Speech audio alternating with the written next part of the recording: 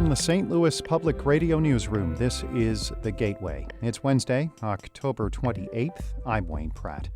Missouri Governor Mike Parson moved into the office in 2018 after the resignation of Eric Greitens. Now, Parson wants a full 4-year term. I don't need any more titles. The money's not why I do what I do every day. I really want to make this state better for the people that live here. St. Louis Public Radio's Jacqueline Driscoll speaks to Missouri's governor about why he believes that he's a better choice in this election than Democratic opponent, State Auditor Nicole Galloway. That's in just a few minutes. Many St. Louis schools are still figuring out how to bring their youngest students back to the classroom. The oldest students at Jennings High School have already returned with some success and some challenges. St. Louis Public Radio's Becca Clark-Callender reports. Keeping schools safe and functioning during a pandemic is no easy task, but for Art McCoy, superintendent of Jennings School District, it's worth the effort. He says his employees are incredible for making education happen during this pandemic. But in an appearance on St. Louis on the Air, he also admitted they're fatigued. Teachers and staff feel April tired in August.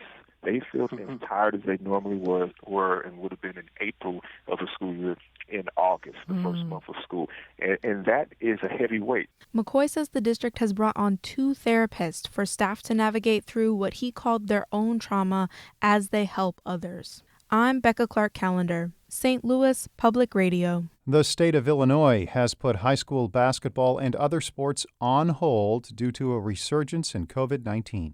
Sean Crawford reports. New health guidance places basketball as well as hockey and wrestling in a high-risk category due to being played indoors and participants breathing heavily and in close contact with each other. The Illinois Department of Public Health Director Ngozi Ezike says she understands some will be upset.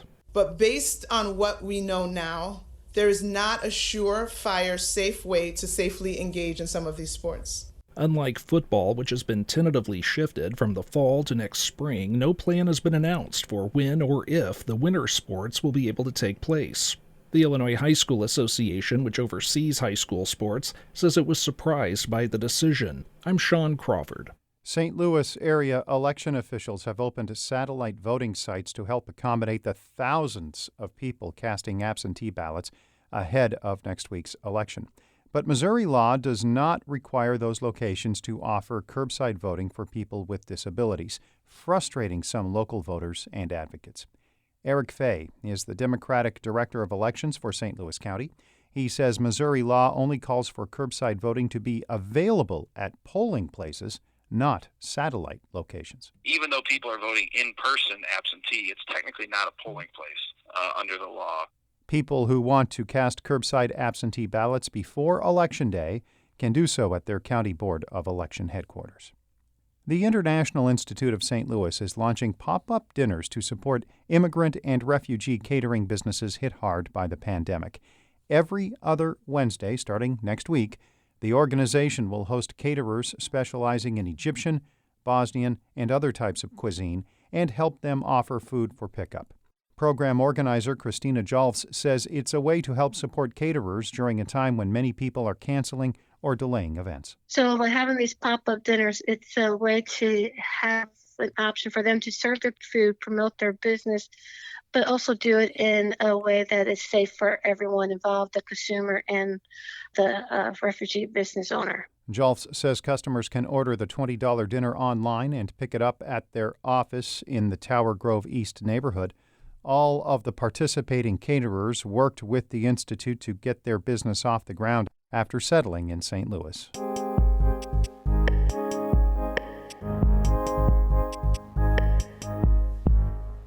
Missouri Governor Mike Parson moved into the office after the resignation of Eric Greitens in 2018. Parson's tenure has been dominated by a global pandemic. St. Louis Public Radio's Jacqueline Driscoll spoke to the governor about the race against State Auditor Nicole Galloway and why he says Missouri needs a full 4-year term of his administration. Parson is 65, and he's been in Missouri politics since he was elected to the House in 2005. He moved over to the Senate, and then in 2016, the Republican briefly ran for the governorship, but instead became the lieutenant governor. Parson says he wants a shot at a full term leading the state. I don't need any more titles. I really want to make this state better for the people that live here. Parson was able to hang his hat on low unemployment and a strong economy, but that all came to a screeching halt with the coronavirus. Parson was one of the last governors to issue a statewide stay-at-home order, and he let most businesses stay open, leaving decisions up to local governments. I've been pretty open about that the entire time, how diverse our state was. And it's going to be affected at different times. And that's why I think it was important to leave it up to locals, just like the school systems that we did. But when you talk statewide mandates, the vaccine's going to be here in 90 days. Do we really want the governor of the state of Missouri to say every man, woman, and child take a vaccine in the state of Missouri? Missouri is 22nd in the nation for per capita infection rates overall, and in the past week, 8th for the number of deaths. Parson's response has been criticized, especially not issuing a statewide mask mandate, even though the White House Coronavirus Task Force urged him to do so. And he rarely wore one himself. Today, we're talking about a mask. We've been talking about a mask for months, and it's almost become a political issue. We all know that. Parson has said wearing a mask, social distancing, and washing hands all must be done. And it comes down to personal responsibility, not government mandates.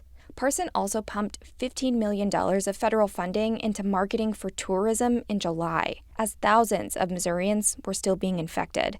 But he's standing behind his decisions, pointing to signs of economic recovery, like the state being 12th in the nation for job recovery and consumer spending reaching pre-virus levels in August. Of the historic 346,000 jobs lost due to COVID-19, we have now recovered over 200,000.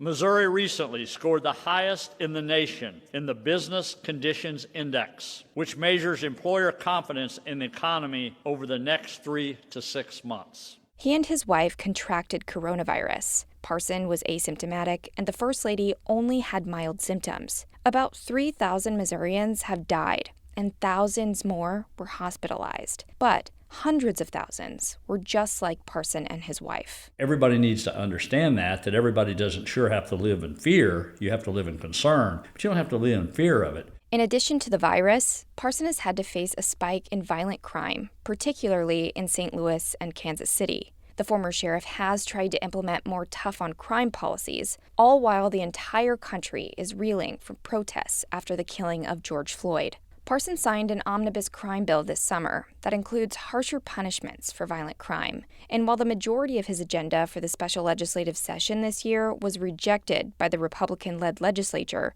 they did approve a witness protection program and eliminated residency rules for police officers in St. Louis. So a lot of work to still be done, but I definitely think we're moving in the right direction. He opposed discussing police reform in that special session, something both Democrats and Republicans said was necessary. He wants it discussed in a general session instead. Parson typically offers unwavering support for law enforcement, but he recently said systemic racism is a problem and police reform is a good idea. When you put that badge on and you take that oath on, you should be held to a higher standard, period. If you kill somebody because of what action you took or you didn't do everything you could to protect somebody, then you ought to be held accountable. I think you're going to see those policies change, and I think the one thing I do have is that experience to know really what makes a difference. The race against Galloway is one of the few competitive gubernatorial races in the country, though most, if not all, polls show Parson is leading. If elected, he'll be eligible to serve until 2025. In Jefferson City, I'm Jacqueline Driscoll, St. Louis Public Radio.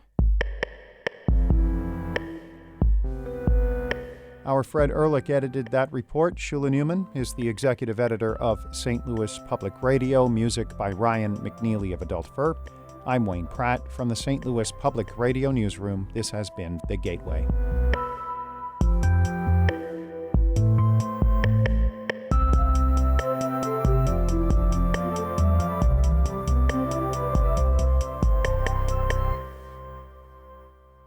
Support comes from the Missouri Forest Products Association.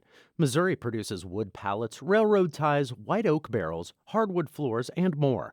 Details on the variety of products made in the state are at choosewood.com.